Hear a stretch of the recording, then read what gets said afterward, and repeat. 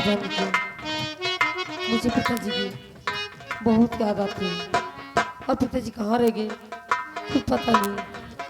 उससे कहने मुझसे भी वादा किया है कि वो बहुत जल्द आएंगे और उनका भी कोई अता पता नहीं।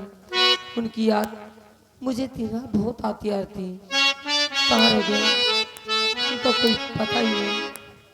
हमेशा ही उनकी याद मुझे आती रहती है। से कहाँ रह गए और कहाँ नहीं कुछ समझ में नहीं आता कि मैं क्या करूं और क्या ना करूं। कुछ समझ में नहीं आता। हमेशा ही तुम्हारी याद मुझे बहुत सताती रहती है। तुम कहाँ हो और कहाँ नहीं। जल्दी आने का मुझसे वादा किया था कि हाँ मैं बहुत ही जल्द तुम्हारे पास आऊंगा। शेखर और आजा लौट के आजा मेरे गीत तुझे मेरे गीत बुलाते हैं। आ लौट के आजा मेरे गीत तुझे मेरे गीत बुलाते हैं।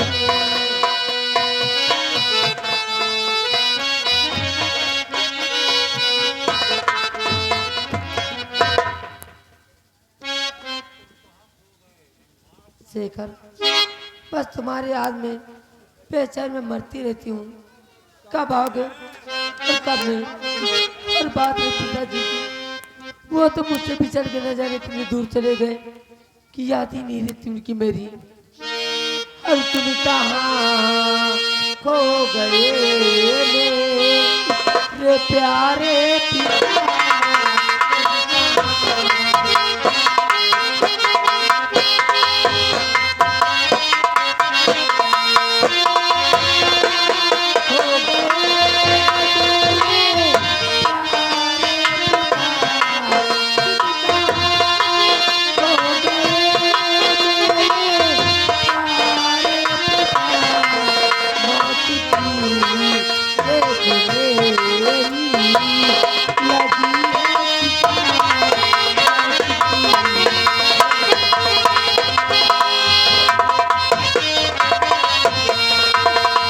ऐसे जीने से अच्छा गवा दूं अपनी जान है। जिंदगी में चारों तरफ तूफान ही तूफान है। तो ऐसे जीने से अच्छा गवा दूं अपनी जान है। जिंदगी में चारों तरफ तूफान ही तूफान है। हर गली में हमारे रहता ही रहता। हर गली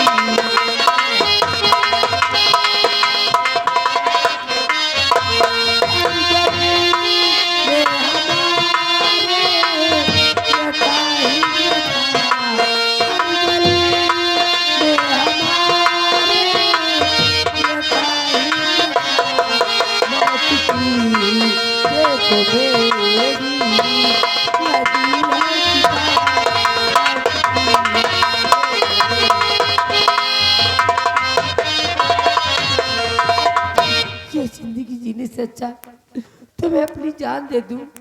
क्या करूंगी जिगर अपनी जान दे। बेटी निर्मला, बेटी निर्मला जी आप मेरी बात सुनो। सिर्फ आपकी आवाज सुनाई दे रही। आप मुझे दिखाई भी नहीं पड़ रहे। आप कहाँ हैं पिताजी मुझे बताइए आप कहाँ हैं। मैं तो तुम्हारे पास हूँ बेटी। मेरे पास। हाँ बेटी सुनो मेरी बात। और ये तू क्या कर रही है हमारी सुताए।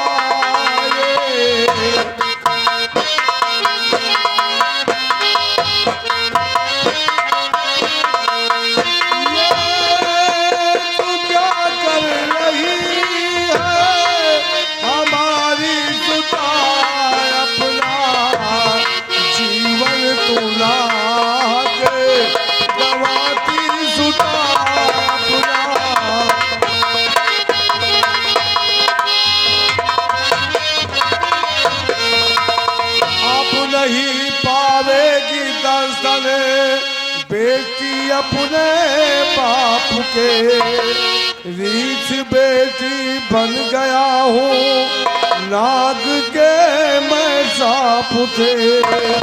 कर्म में मेरे बेटी यही बालिका कर्म।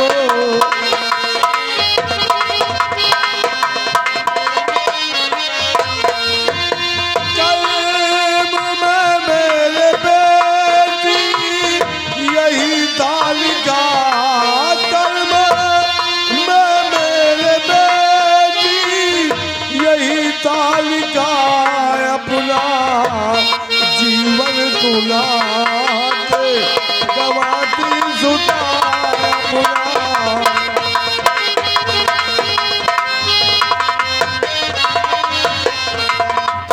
बेटी निर्मला, इस तरह जान देने से कोई फायदा नहीं। पिताजी शायद आपको पता नहीं कि आपसे बिछड़ जाने के बाद मुझ पे कैसे कैसे झूठा लांछन लगाया गया कि वो लांछन लेकर मैं जी नहीं सकती। तो दुष्कर्मी का भैया ने मुझ पे लगा दिया इल्जाम है और हो गई जति हमारी राज में लीला में। और इससे बेहतर है जीवनी तू अपना मिटा।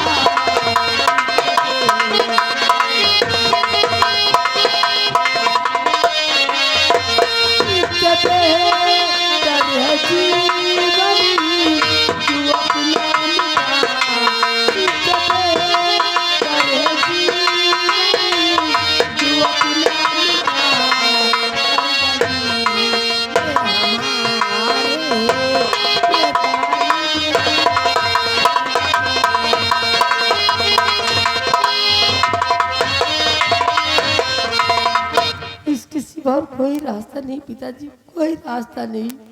बेटी निर्मला, गुनाह किसी और ने किया और सजा मेरे बच्चों को मिल रही है।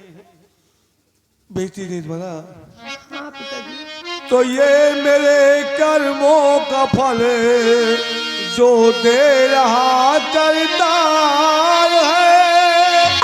आए प्रभु बर्बाद मेरा हो रहा परिवार है और मेरे भगवान मुझे मिले रहा क्या दिखा मेरे।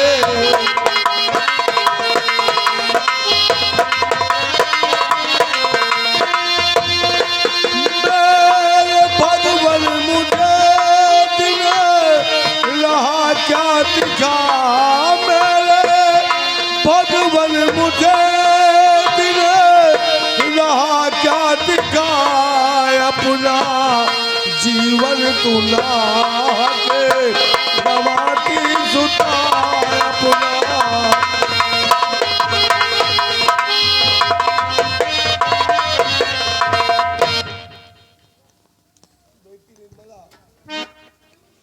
ये मेरे गुनाहों की सजा है जो मुझे मिली है और मेरे गुनाहों सजा मेरे बच्चों को भुगतना पड़ रहा है। ऐसा क्यों किया पिताजी? आखिर ये सब कैसे हो गया? बेटी निर्मला, जिस वक्त तुमने कहा कि मुझे थकान महसूस हो रही है, मैं आगे नहीं चल सकती, मैंने तुम्हें सेनापति को एक कदम के पेड़ के नीचे बिठा दिया। आगे गया तो वहां क्या देखता हूं कि एक इच्छाधारी मर्दधारी नाग अपने उसी जंगल में भटक रहा है। उस मर्दधारी नाग को देखकर मेरे मन में लालच आया और उस मर्दधारी नाग से हमने मणि की मांग कर बैठा। आपने ऐसा क्यों किया पिताजी? आखिर हमारे पास किस चीज की कमी थी जो आपने ऐसा कदम उठाया? बेटी निर्मला, कहते हैं कि विपरीत काल समय आता है तो बुद्धि भ्रष्ट हो जाती है। मेरे मन में लालच मालूम नहीं कहां से आया, मैंने मणि की मांग किया, मणि नहीं दिया तो मेरे हाथों नागराज का खून हो गया। नागराज ने तड़पते हुए कहा कि जिस तरह आज हम तड़प कर मर रहे हैं, जा, मैं तुझे शाप देता हूँ, तू भी रीछ बनकर इसी वन में भटकता रहेगा, अपने बच्चों अपने परिवार से नहीं मिल पाएगा। लेकिन पिताजी कोई तो उपाय होगा हाँ क्या बेटी, इस बूढ़ने से इंसान रूम में आ सके। हाँ बेटी, मैंने नागराज से बहुत क्षमा मांगी, अपनी गलती की माफी मांगी, तो उन्होंने कहा कि दिया हुआ साप तो वापस नहीं हो सकता, लेकिन रीछ योनि से मुक्ति पाने का एक रास्ता बताता हूँ। उन्होंने कहा कि पंडाल राज में एक त्रिकाली नाम का तांत्रिक रहता है, उसके हवन कुंड की राख अगर कोई इंसान लाकर तुम पे डालेगा तो तुम्हें रीछ योनि से मुक्ति मिल जाएगी बेटी।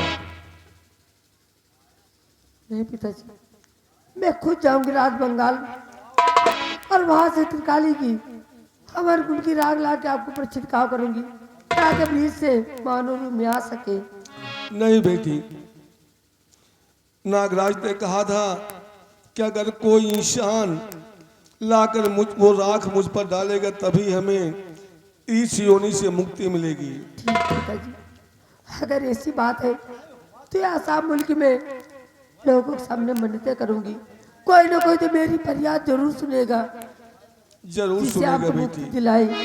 लेकिन आज के बाद मैं आपको दर बदर भटकने नहीं दूंगी, आप मेरे साथ चलिए, मेरी टोपी मेरे साथ रहिए। तुम्हारे साथ हम चलेंगे बेटी, लेकिन मेरी एक बात सुन लो। कौन सी बात पिताजी? नागराज ने कहा था कि अगर तुम्हें जो भी छुएगा वो भी रीछ बन जाएगा, इसलिए मुझे कभी छूना नहीं बेटी। पिताजी मैं आपको कभी नहीं छूऊंगी, आइए मेरे साथ। चलो बेटी।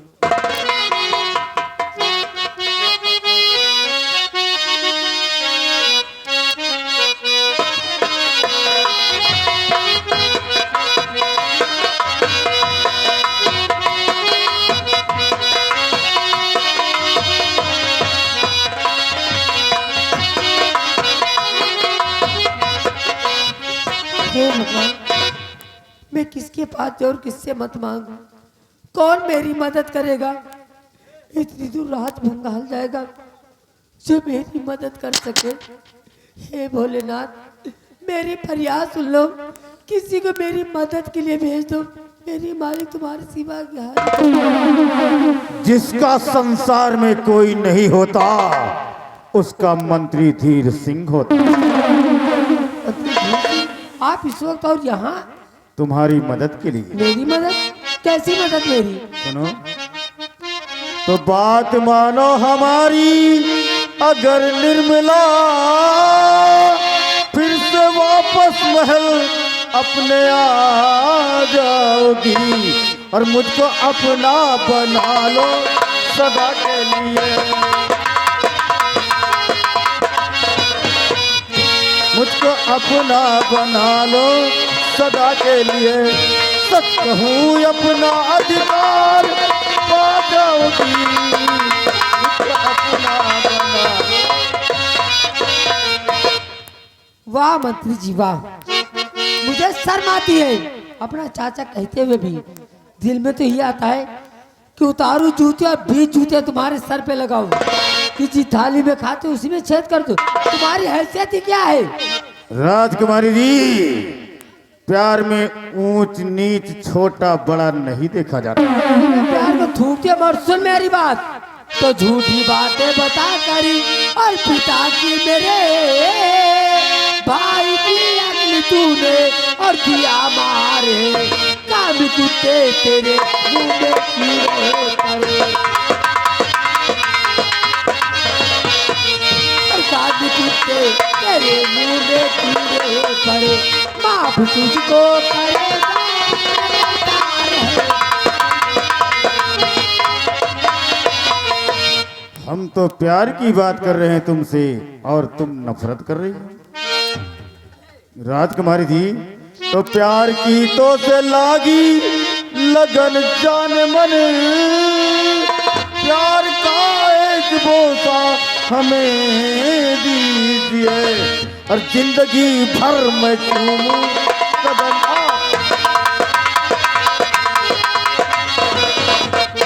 जिंदगी भर मैं चूमूं कदम आपका। थोड़ी मुश्किल मेरी आसान कर दीजिए। तो करके गिर जाए गंदी और जुबाने तेरी और जवानी तेरी ताकि हो जाएगी और ऊपर वाले की शायद नजर गिर गई और ऊपर वाले की शायद नजर गिर गई ये जवानी तेरी रात हो जाएगी। तो निर्मला आज मुझसे बचोगी नहीं, पूरा दिल का करूं अपने अरमान है और चाहने वाला तेरा बड़ा दिल में, चाहने वाला तेरा बड़ा दिल में, यहाँ कोई ना आए यौवन में। बंद बकवास कर तू अरे बेशर्मी चंद लम्हों में वरना तू पछताएगा और खींच कर मारूंगी मुंह पे चौकिया और खींच कर मारूंगी मुंह पे चौकिया जो चढ़ा भूत करके उतर जाएगा।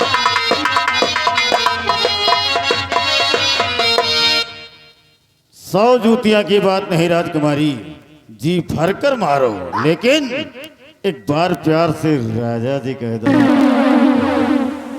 निर्मला, ये मंत्री धीर सिंह है, अरे जिससे आपको चाहता है उसे हासिल कर लेता है, अगर हासिल नहीं कर पाता तो इस चाहत से मिटा करके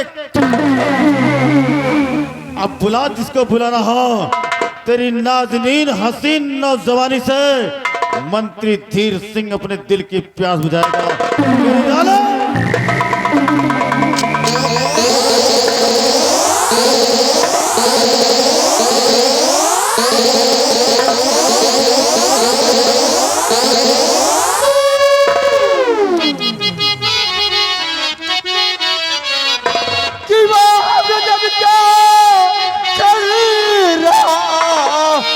रैयत के खुद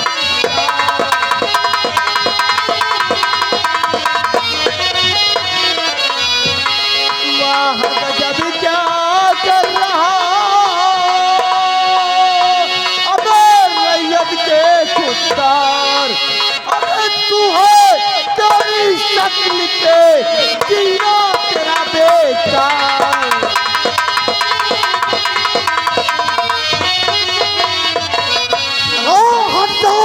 मेरी राह से और मान ले मेरी,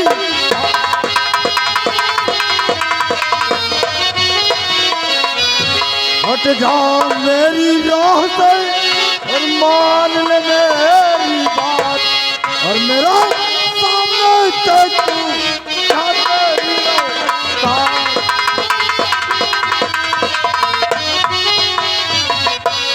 शेखर, अपनी औकात देखा कि हमारे सामने तुम्हारी औकात क्या है।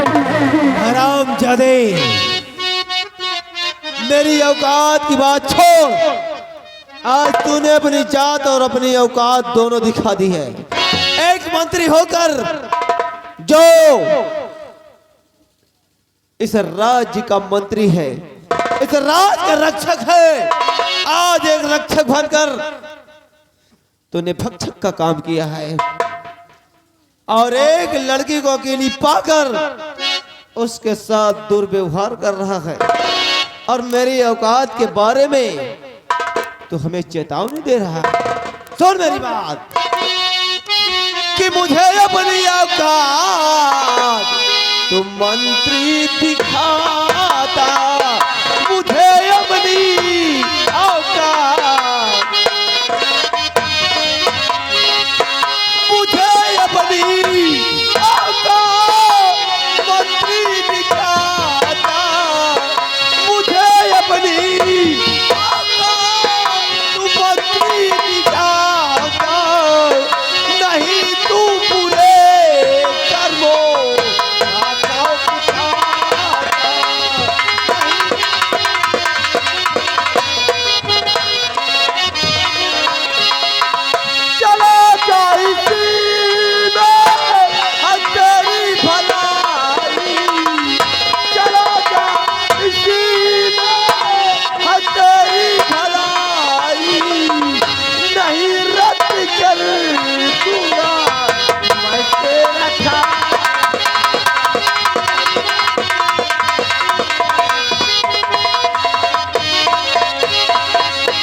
शेखर और वफा का यहाँ बनने है आया पुजारी।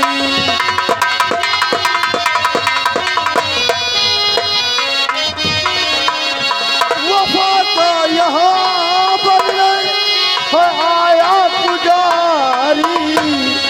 वफा का यहाँ बनने है आया पुजारी। और नहीं असलियत तुझको है मालूम हमारी।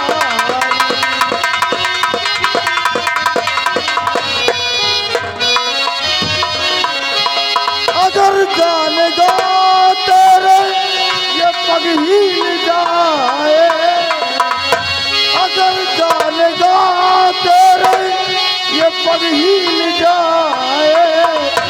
और बना कर तुझे छोड़ूं जहाँ मैं बिठाऊं।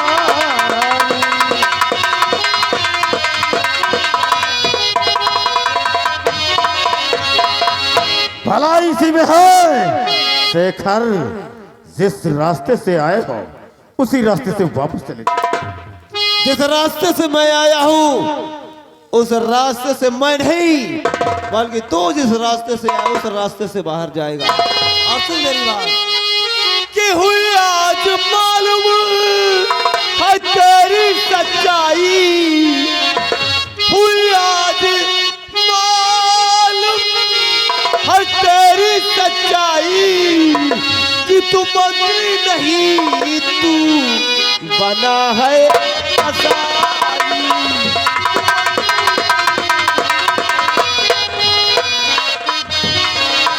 आओ मेरे सामने आ दिखाए अपना जौहर। मेरे सामने आ दिखाए अपना जौहर। अगर दूध माता ने तेरी पिलाई।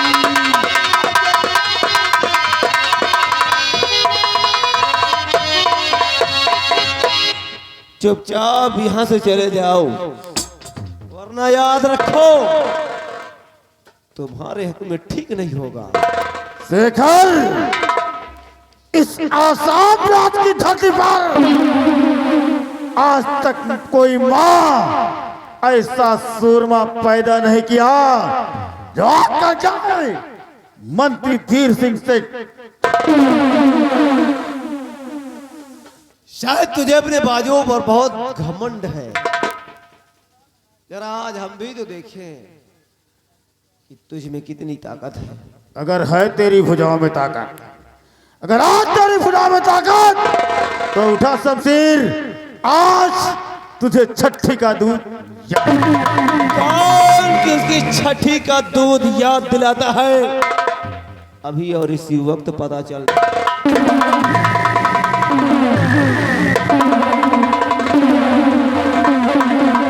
तेरी बात है।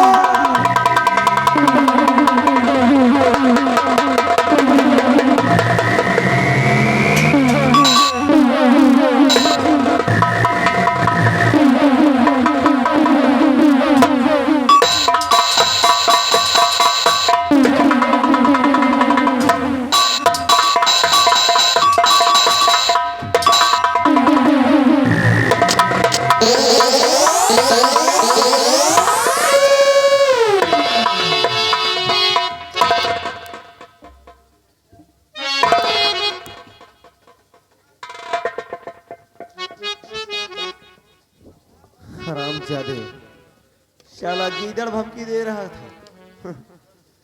शुक्र कर कि तू यहाँ से रफू चक्कर हो गया, वरना आज इसी शमशीर से तेरे तेरे टुकड़े करता कि समेटते समेटते सारी उम्र गुजर जाती। मेरी लाज बचाने वाले कौन है आप? क्या नाम है आपका और कहाँ के रहने वाले हैं? मेरा नाम शेखर है और मैं किसी आसाम मुल्क का रहने वाला हूँ। अगर वक्त पे आप नहीं आते तो न जाने कैसे अनर्थ हो जाता। शायद मैं किसी को अपना मुंह दिखाने के लायक भी नहीं रहती। लेकिन आप कौन हैं? जानना चाहते हैं? जरूर। इसी आसाम मुल्क की राजकुमारी निर्मला हूँ मैं। तो तुम राजकुमारी निर्मला? अरे तुम्हें तो शाही भवन में रहना चाहिए, फिर इस तरह अकेली तन्हा इधर उधर क्यों भटक रही हो? जिससे हालात तुम्हारी हालत देखकर मेरे कुछ समझ में नहीं आ रहा है। जिससे ने हालात और किस्मत की मारी हो तो उसे राजमहल का नसीब होता है। अगर आपसे मैं एक बात कहूँ, आप बुरा न लगे तो आप बेखौफ कहिए, सुनिए इसमें मेरी बुरा होने की क्या जरूरत है? सुनिए मेरी बात। और मिले बाबूजी गरी तुम्हारा सहारा,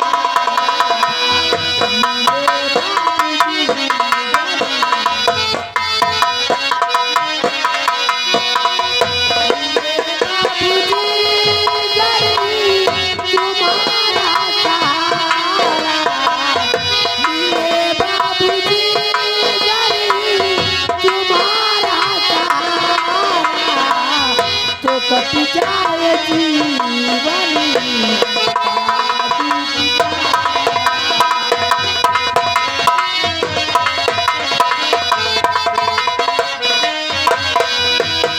अकेली हूँ जाने ना कोई हमारा, अकेली हूँ जाने ना कोई हमारा, मेरी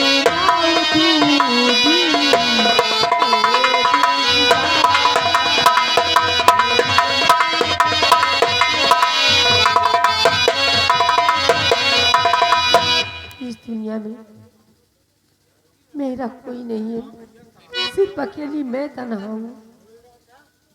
देखिए हाँ राजकुमारी जी, आपकी मजबूरी, आपका दर्द हाँ मैं अच्छी तरह समझता हूँ। और रही बात आप जो हमसे कह रही हैं कि मेरा सहारा तुमको मिल जाए, तो इस वक्त शायद तुम मेरे हालात के बारे में वाकिफ नहीं हो। हालात? इस वक्त मैं तुम्हारा तो क्या किसी का भी सहारा नहीं हो सकता। मैं जानना चाहती और जो कोई खुद ऊपर वाले के सहारे हो, वो किसी और का सहारा क्या बन सकता है? तुम्हारे हालात के विषय में जानना चाहती हूँ। कहते हैं कि दिल पे कितनी बड़ी बोझ हो, अगर एक दूसरे से बयां कर दो तो दिल का बोझ हल्का हो जाता है। मुझे बताइए अगर हो तुम सकता जानना तुम्हारी चाहते- कोई मदद कर सकूं। तुम जानना चाहती हो, सुनो मेरी बात। हाँ कि नहीं साथ दे सकता मैं देवी तुम्हारा, नहीं साथ दे सकता, नहीं साथ दे सकता मैं देवी तुम्हारा, नहीं साथ दे सकता देवी तुम्हारा, फिरूं दर बदर मैं मुसीबत का दर बदर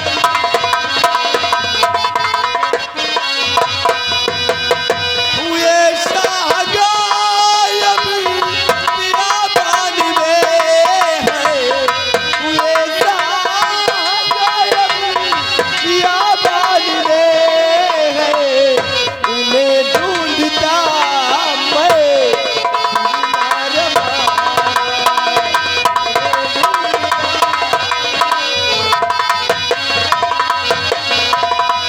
राजकुमारी निर्मला जी, आप शायद जानती नहीं कि आपके तहखाने में जो एक कैदी बंद है जिसका नाम सेनानायक गंभीर सिंह है, वो कोई और नहीं बल्कि मेरे बड़े भैया हैं। महाराज के खून के इल्जाम में और आपके प्रति उन पर झूठा इल्जाम लगाया गया है कि उन्होंने आपकी अजमत से खेलने की कोशिश की है, और यही इल्जाम में मेरे भैया को सलाखों के पीछे डाल दिया गया और मेरी जिंदगी का अहम मकसद है कि जब तक मैं महाराज को ढूंढ कर नहीं निकालूंगा, जब तक उनके मस्तक पर लगे हुए कलंक को नहीं मिटाऊंगा, तब तक मैं किसी का सहारा नहीं बन सकता। महाराज को ढूंढना ही